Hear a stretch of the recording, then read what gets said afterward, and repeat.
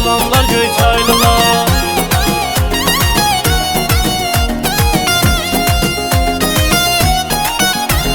Canım da qurban olsun qara yazı tək ünvana, ayrı bir hörmətim var ləhçıqlaqda hər yana.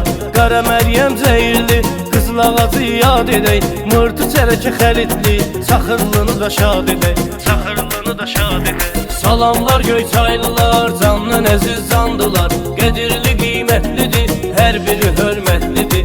Salamlar Göyçaylılar, candan əziz candılar, qədirli qiymətlidir, hər biri hörmətlidir, hər biri hörmətlidir.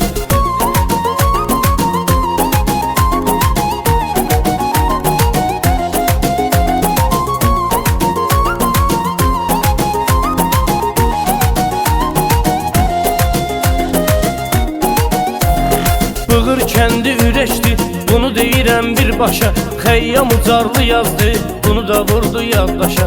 Çoxdur mallı şıxlanan igid qəhrəmanları, Qarabağ qal qaraxıdı, gözəldi insanları, gözəldi insanları. Salamlar Göyçaylılar, candan əziz candılar, qədirli qiymətlidir, hər biri hörmətlidir. Salamlar Göyçaylılar, candan əziz candılar, qədirli qiymətlidir, hər biri hörmətlidir, hər biri hörmətlidir.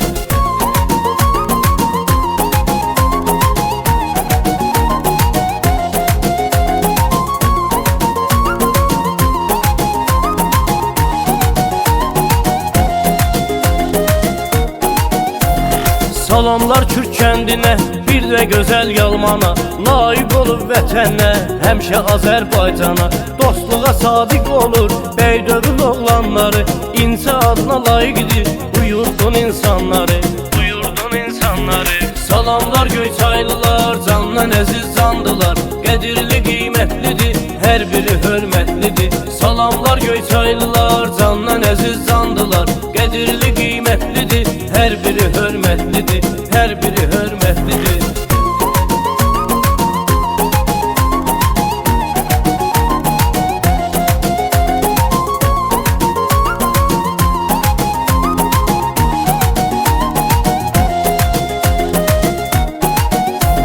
Müsküllünün atsanı hər yanda hörmətlidir, Çayarxı dövranlının cəmaatı diqqətlidir. Biz sevirik tərəkəni, Tanrı bizə yar olsun, arzu edirik hər zaman Göyçayımız var olsun, Göyçayımız var olsun. Salamlar Göyçaylılar, candan əziz candılar, qədirli qiymətlidir, hər biri hörmətlidir. Salamlar Göyçaylılar, candan əziz candılar, qədirli qiymətlidir, hər biri hörmətlidir, hər biri hörmətlidir.